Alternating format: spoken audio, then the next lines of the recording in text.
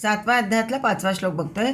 अपरेयमितस्त्वन्यां प्रकृतिं विद्धि मे परां जीवभूतां महाबाहो ययेदन्धार्यते जगत. हे महाबाहो, अपरा इयम इतः तू अन्याम, म्हणजे या अपरा प्रकृतीहून जी दुसरी आहे, अन्याम प्रकृती म्हटलंय, जी दुसरी प्रकृती आहे ती माझी परा प्रकृती आहे.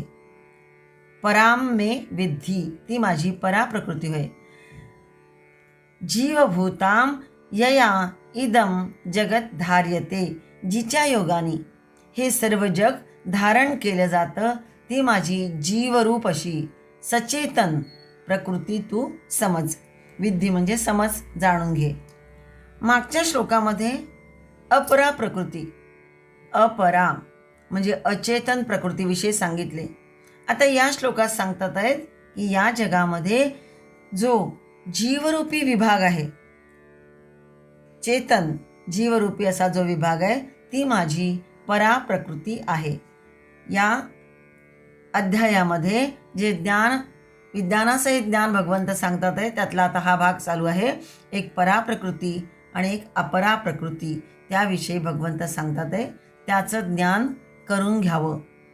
मनुष्य, पशु, पक्षी, जलजंतू, उद्भिज, स्वेदज, अंडज इत्यादी प्रत्यक्ष जीव जगत आहे. यांच्यात जी चेतना शक्ती आहे ती एकच आहे. सजीव प्राण्याला निर्माण करून त्यात राहणारी तिला परा प्रकृती म्हणजे परमात्म्याची ही परा प्रकृती असं म्हटलेलं आहे. या जीवनशक्तीचा आधार सर्व सृष्टीला, जीवसृष्टीला आहे. जणू या आधारावरच सर्व जगत राहिलेलं आहे. हे प्रचंड विश्व निर्माण करून त्यात राहणारी जी शक्ती आहे आणि प्रत्येक सजीव प्राण्याला निर्माण करून त्यात राहणारी जी शक्ती आहे ती सगळी एकच आहे. जीवभूताम यया इदम जगत धार्यते, यातून हे सांगायचं आहे. परा आणि अपरा दोन्हीही भगवंताचीच शक्ती असल्यामुळे भगवत स्वरूपच आहे. म्हणून अनंत ब्रह्मांडांच्या आत आणि बाहेर, अनंत ब्रह्मांडांच्या रूपामध्ये एका भगवंताशिवाय काहीही नाही. वासुदेवस सर्वमिती, सर्वत्र वासुदेवस व्यापक रूपाने व्यापून आहे अशा अर्थाने. म्हणून साधकाने जगताची सेवा निष्कामपूर्वक केली पाहिजे. ही सुद्धा एक भगवत सेवाच होईल. किंवा एखादा आत्म्याला मानव वा परमात्म्याला मानून कोणी देशसेवा किंवा समाजसेवा किंवा प्राणीमात्रांची सेवा करेल, कोणी आत्म्याची सेवा करेल, कोणी परमात्म्याला मानून त्याची भक्ती करेल.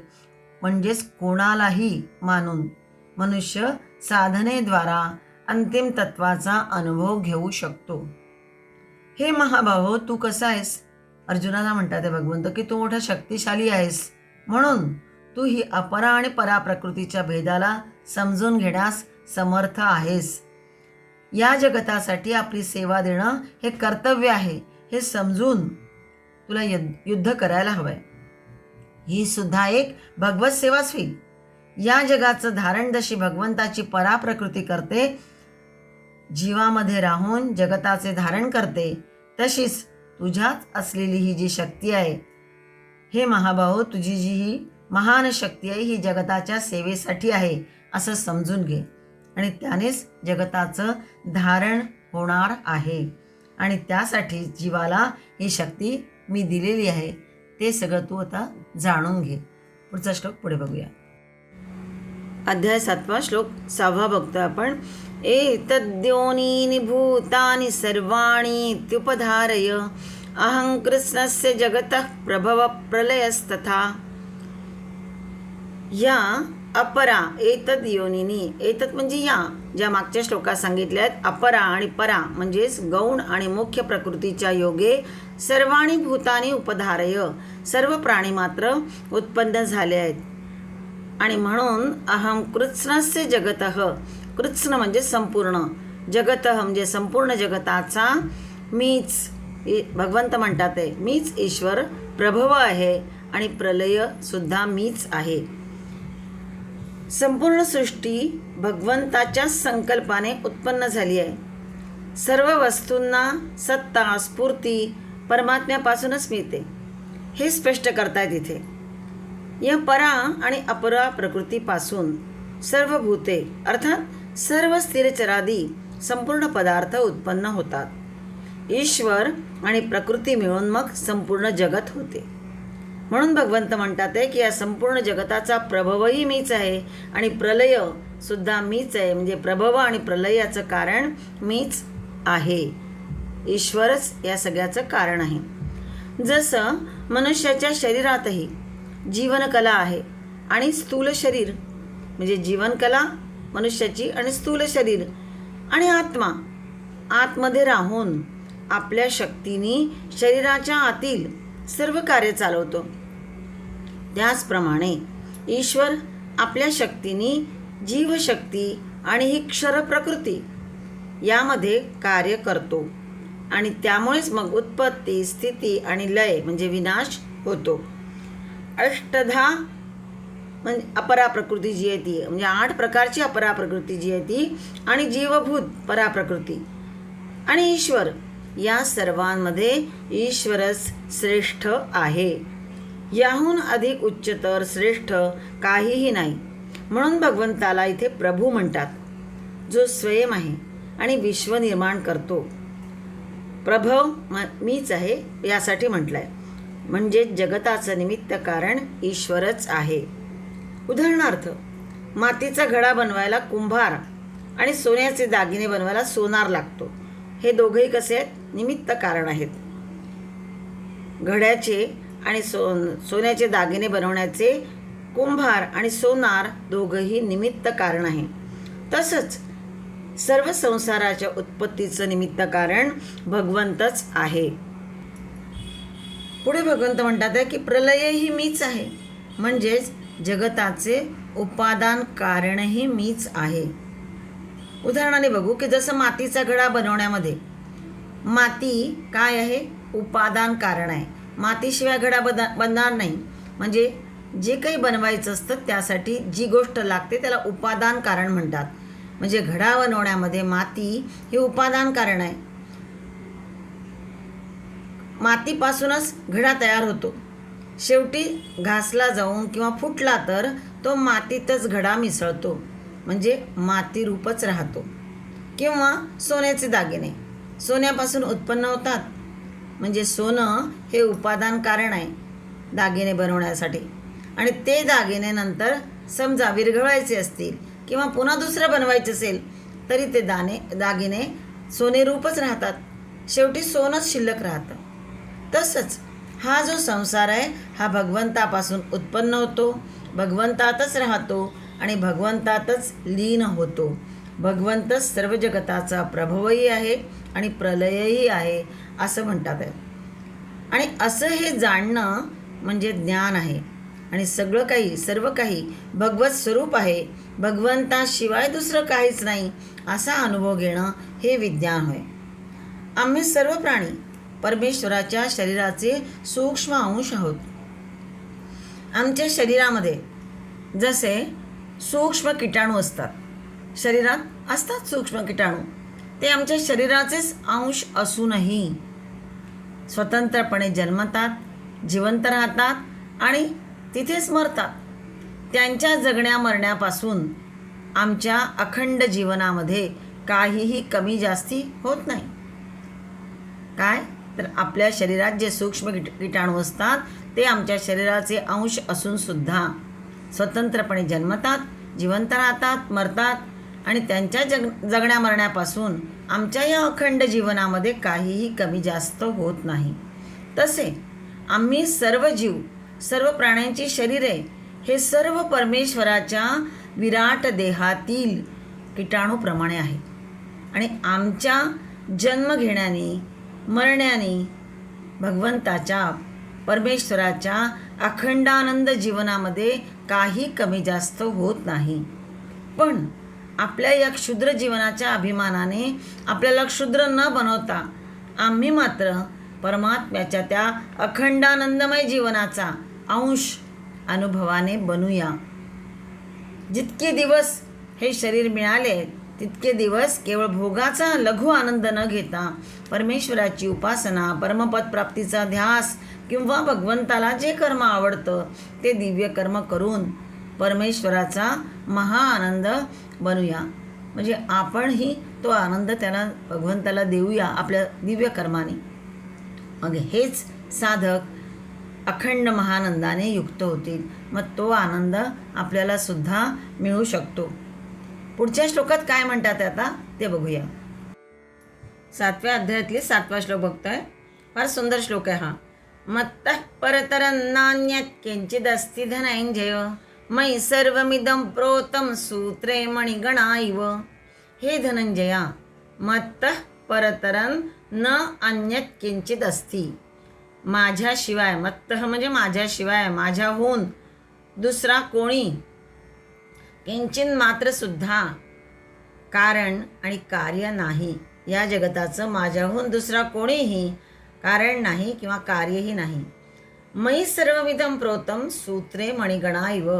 ज्याप्रमाणे दृष्टांत दिलाय की ज्याप्रमाणे मणी सुताच्या धाग्यामध्ये, सूत्रे म्हटलंय, सुताच्या धाग्यामध्ये ओलेले असतात, जसे मणी सुताच्या धाग्यात ओलेले असतात, तसेच हे संपूर्ण जगत मयि सर्वम इदम मयि प्रोतम, तसे संपूर्ण हे जग माझ्यामध्येच ओतप्रोत आहे.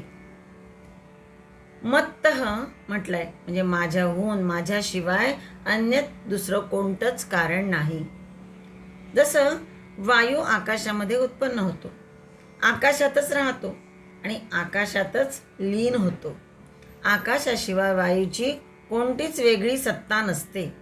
तसेच भगवंताशिवाय संसाराची वेगळी सत्ता नाही. परतरम म्हटलंय. परतरम या शब्दाने सर्वांचं मूळ कारण दाखवलं आहे. आणि सर्वांचं मूळ कारण कोण आहे तर भगवंत.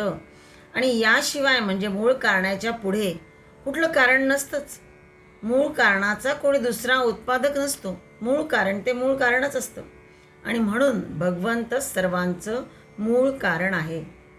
हा संसार देश, काल, वस्तू, व्यक्ती, घटना, परिस्थिती इत्यादी सर्व परिवर्तनशील आहेत.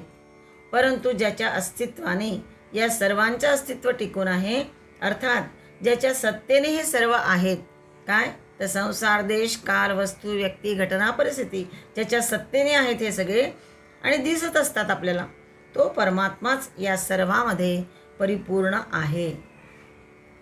यासाठी दृष्टांत देऊन समजवलेला आहे भगवंताने की मयि सर्वमिदं प्रोतं सूत्रे मणिगणा इव. सूत्रामध्ये मणी ओल्याप्रमाणे सूत्रात्म्यात हे संपूर्ण जगत आहे.